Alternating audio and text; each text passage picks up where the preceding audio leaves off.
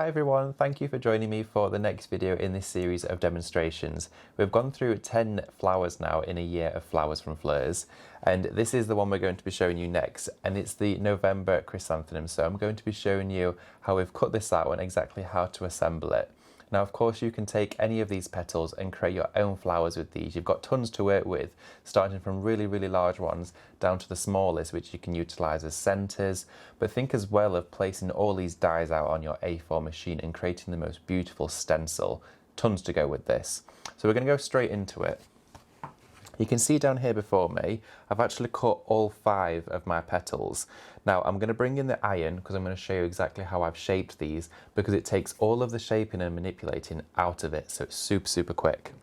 So I've got my iron here, and I'm going to use the 2 largest ones to show you. Actually, I've got 2 of the largest petal cut because it's the easiest one to show you on camera, okay? So with my tweezers, I'm going to bring it straight up to the iron. And you can see there it shapes it straight away, and we're going to let it drop off. Now as it's cooling, what it's actually doing is still shaping. So as soon as it drops off the iron like this, as it dries it curls up like that, and you can see now it's got more of a rigid feel to it. It's not the sort of foam where you get straight out of the packet. As soon as the heat is on it, it creates the dynamic and sort of the nature of that foam. So I'm going to show you the second one here. Again, straight onto the iron, letting the heat go straight through. You can see it's pushed off the iron there. I'm going to nudge it off, and then it's curled up nicely for us there. So the longer you leave them on, the more it will shrink, but you don't want to let the foam actually burn on the iron. But you can sort of gauge it. As soon as it starts to curl up and push itself away from the iron, you know it's ready. And you can let it just drop off straight onto your glass mat like that, and it'll do its own thing. Because once it's done that, you can still pull them and sort of tweak them a little bit. But of course, we're talking flowers, we're talking nature. Everything's different and nothing's ever perfect. So the beauty of it is that every single flower will never be the same. So I'm going to pop my iron just to one side, and I'm going to get some of my wire quickly here.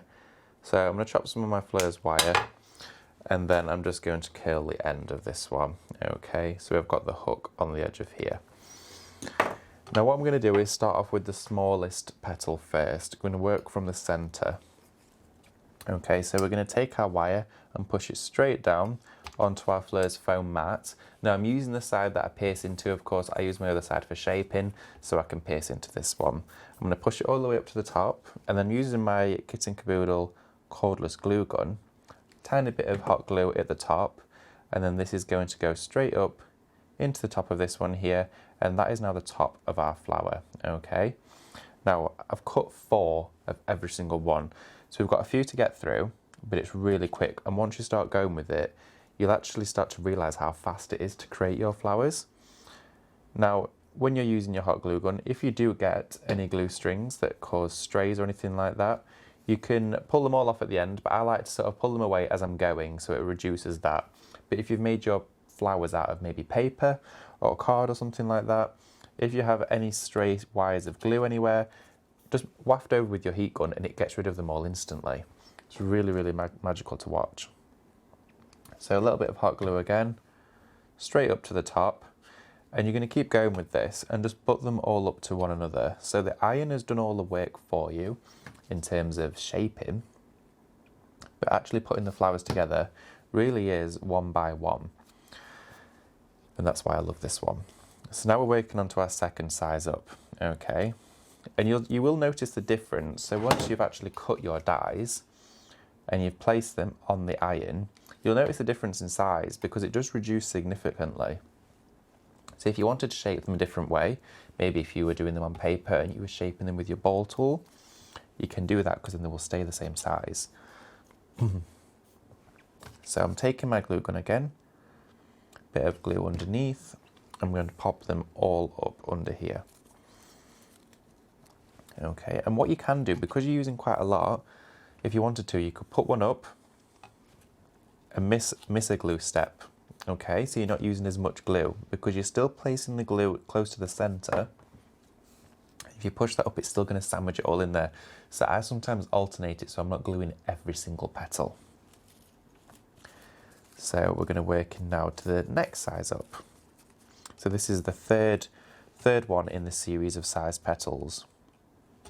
Straight down into the middle, and we're going to add some hot glue.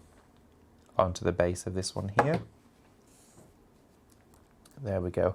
And I quite like it when sometimes some of the petals curl backwards or in on themselves a little bit more, because it creates the look of maybe when all the flowers come out in spring and summer and then, you know, the rain comes by and sort of knocks some of the heads off or some of the petals get bent backwards.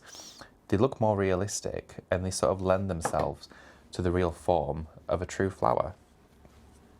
So straight in again, and you'll notice even in the one I'm building here, some of them look slightly different sizes, but they're all from the same die set. It's all just the amount of time I've left them on the iron for.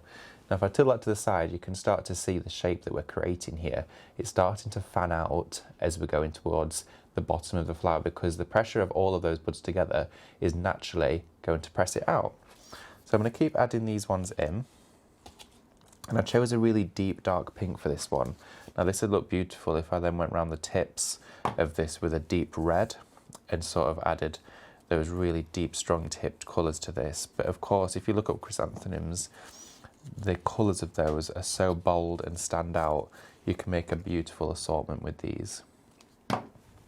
So I'm going to keep going, and then we're on to our next set here.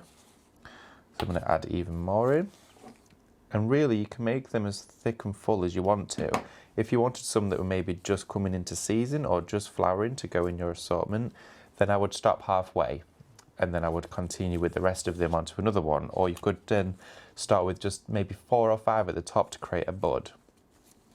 One thing I found quite helpful is I did go on the internet and look up time lapses of some flowers actually flowering and watching videos of that, and it actually shows you how the flower forms and grows, and it gives you a really good understanding really of how actually the flowers take shape, whether it's through flowering in the day or night, or if they close up, what petals come out first, how they're all linked together. Really helps. Okay, so we're going to then push those under, and now we're on to our last set. Okay, so a little bit more glue, and it really is up to you how much you use on this particular flower. Now I've got this one that's got a nice curl to it, and I saved that one for the second to last because I'm going to do something different at the bottom. So I'm butting that up there, and I've got a smaller one here I've not used, which doesn't matter, I can use that for my next set. This is my last petal. Now notice how I've put every single one curling up. We're going to flip this one over sort of so it's like an umbrella, so the petals are facing in the different direction. Bit of hot glue under here like that, and as we push this one up, what it's going to do is create that sort of umbrella. Is that first set, the ones that flowered first are now wilting a little bit, but they give a cushion underneath there. But you can see all of the depth that you're getting inside this flower gives you the most beautiful look. So I've got a few here that are all together. I've done some in some yellow, some in a pale pink, and then as you place all of them together, they look so beautiful. But you can take this even further. In this particular die set you do get foliage, so you get leaves with this one. So I've taken some of the leaves here, so you can see I've cut them out on foam with a deep forest green colour, and you can see that is this particular die here. And all you want to do to add these leaves is take a bit of hot glue down onto the bottom here, and then push it up against the stem and nip it with your fingers like that, okay? And again, when you're placing the hot glue at the base of these leaves, the heat from the glue itself helps you and aids you in moulding the shape. So you're going to get the shape you want quickly and easily, and it means it's going to be permanent and it's going to stay on there as well. So another one, I'm only going to add 3 to this. I like to work in odd numbers. So you can see here we've got those. And then of course if you want to do from Fleurs, you could then wrap your flowers tape, the green tape, all the way around these to give it a cushioning around the stem. But I sometimes choose not to. It depends on what I'm working with, and sometimes you just don't need it. But if you were doing maybe a singular rose as a gift, you'd want to give the full stem. But you can see here that then sits nicely in here with my arrangement of chrysanthemums, which is just so beautiful.